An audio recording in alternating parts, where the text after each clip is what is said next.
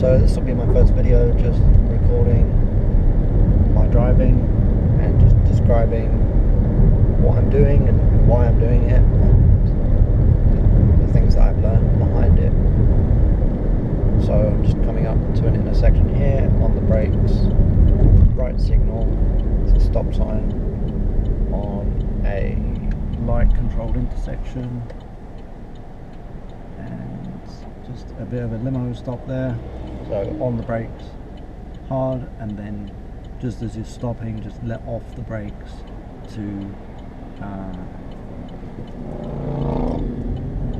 let the weight transfer back off the car, so that you don't get that jolt when you brake.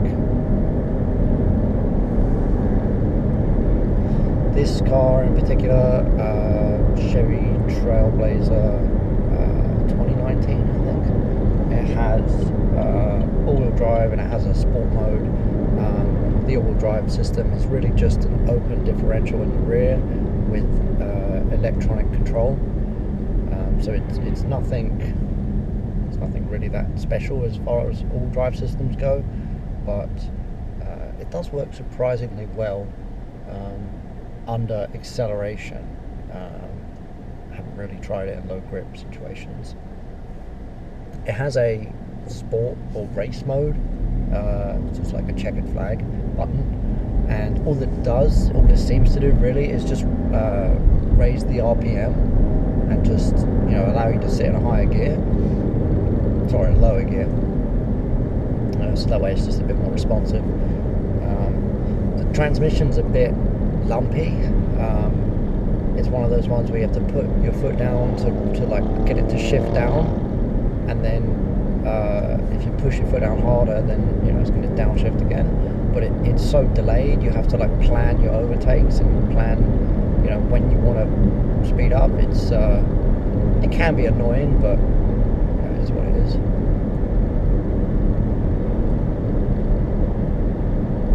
So I'm just keeping a follow distance in front of behind this guy, and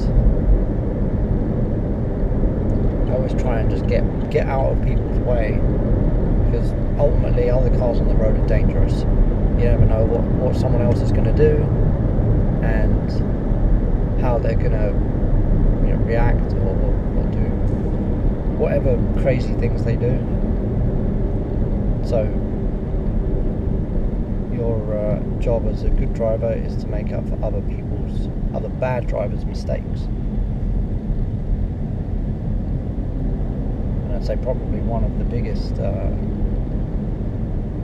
skills is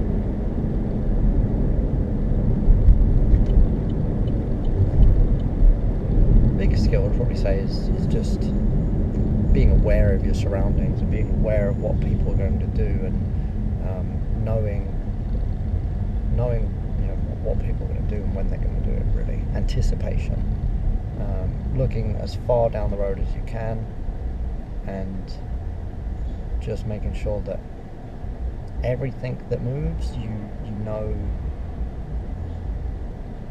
what it's going to do, where it's going to go, or you can at least have a good guess, so that if someone's going to pull out of a side road and you think they're going to do something stupid, cover the brake, and if they do that, well, you're already prepared.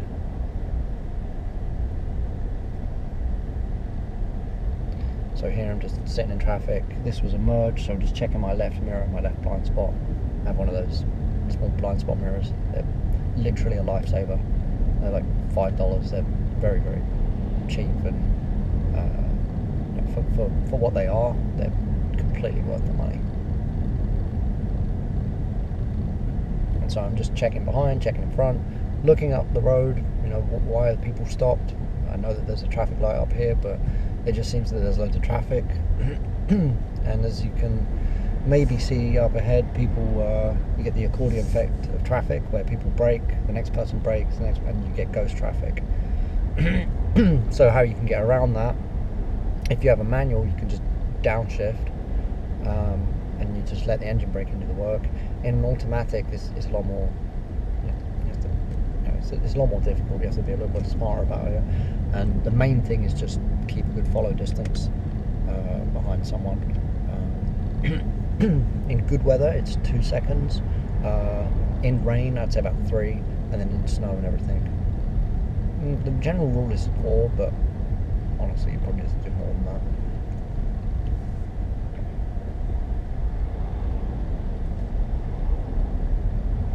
So I'm just checking the light on the left there. There's a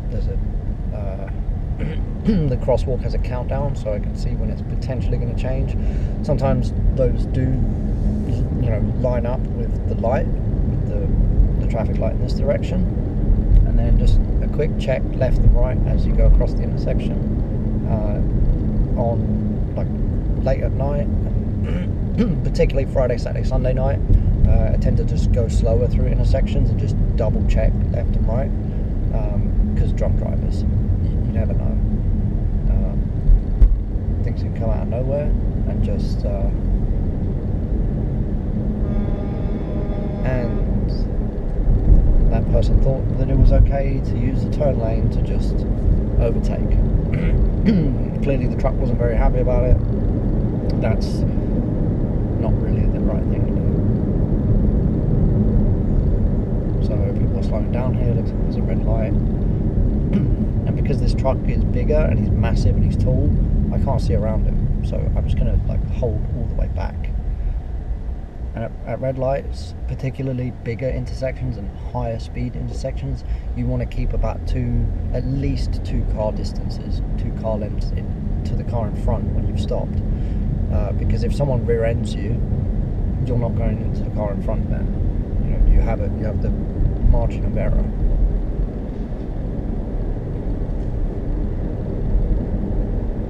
Now it's 2 lanes. I think this lane I'm in should turn right, I believe. Yeah. So it looks like there's some roadworks here. I'm going to signal right.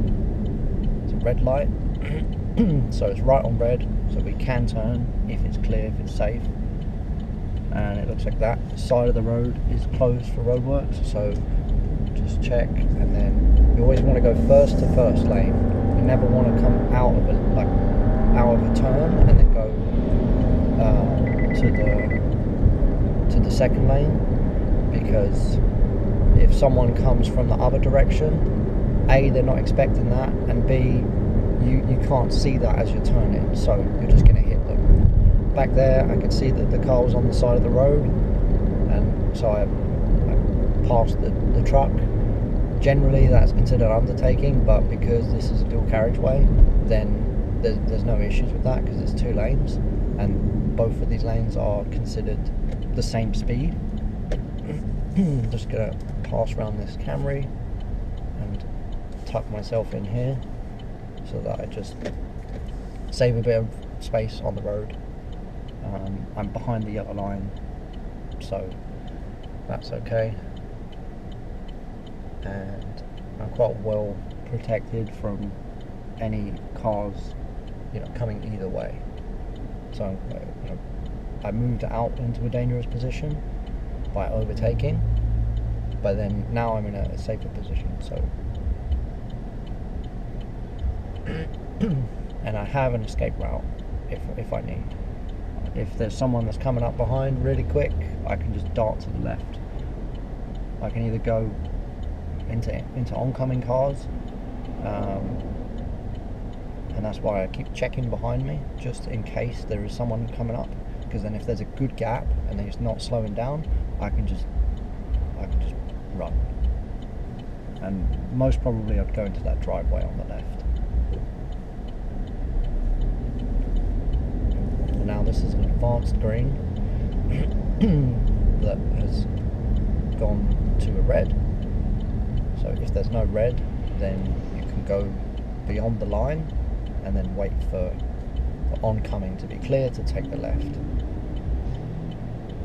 So now we're just gonna wait in traffic.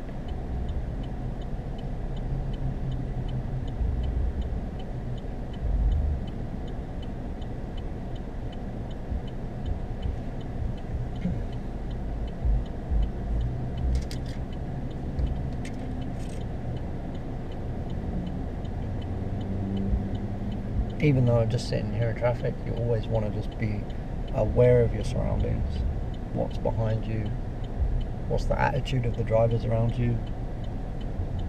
Are they annoyed? Are they just relaxed? Are people rushing? What time of day is it?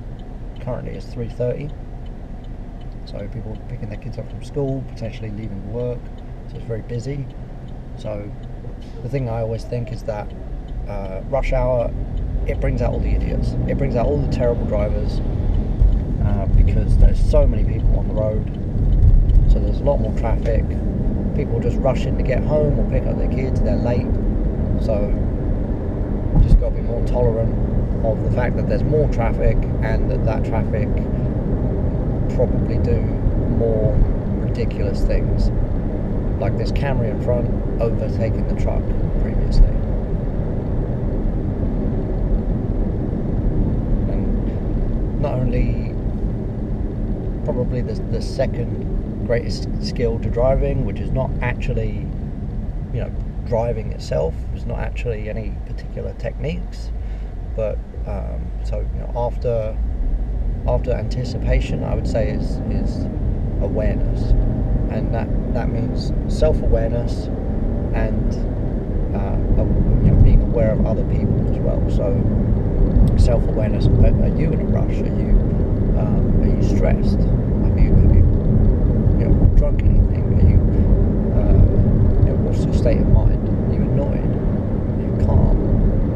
And every single time you drive, if you check with yourself where you're at, then you're more likely to be aware of where you're at and what you can do about it. And okay, I've had I haven't, but let's just say you had a couple drinks. Well, okay, to slow it down and give things more room, and have a bit more tolerance with people and things like that. And that way you always know that you're safe, because you're always aware of if you're getting annoyed, or if you've been drinking or whatever it is. You're always aware of that state of mind. And then I guess the second point to awareness would be being aware of other people again. So is the people behind you, are they riding your ass because they're late to pick up their kids, or they whatever. And you could extend that and apply. It doesn't really work all the time, but you could apply stereotypes to certain cars, and see if that stereotype holds true. Range Rover drivers, they always driving fast and cutting people off, and driving like they're on the road. Well, in my experience, probably 70% of them are. And so now there's the guy turning in that lane, and there's the bus in front. So we're just gonna check my right mirrors, and then we're gonna merge. And I move over a bit to always take the lane, so that no one can just ride up your arse. Give space. Checking in my mirrors, seeing what the guy behind me is doing. And I notice the bus is pretty slow, there's lots of traffic, so I'm just slowing down, giving him a bit more space. There's a little feature in the dash in this Chevy Trailblazer that shows your follow distance. So 1.8 seconds currently, 1.9. Another thing you can do, which is a bit more manual, is you can take a point mostly on the side of the road. So for example, one of these telephone poles, you can see when the bus passes it, so this one, and you can count 1, 2, and you can count the gap. The gap is the follow distance, and obviously the quicker you are, the faster you're going, the bigger that gap needs to be.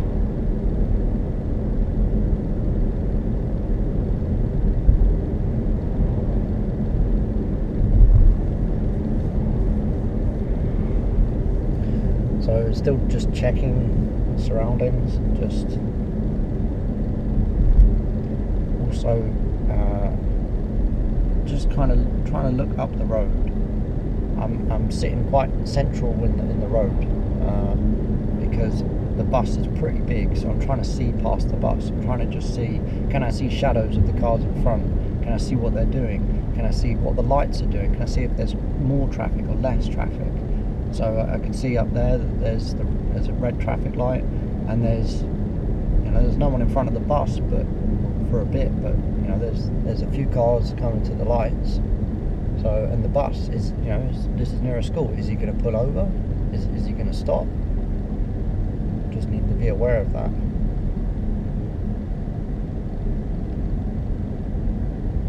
And again, this is a school zone, so there are people running around. It's a bit later now, so there's not as many people coming from school. So now the bus is pulling over, so we can catch up a little bit and just pick up a bit of speed up to the speed limit.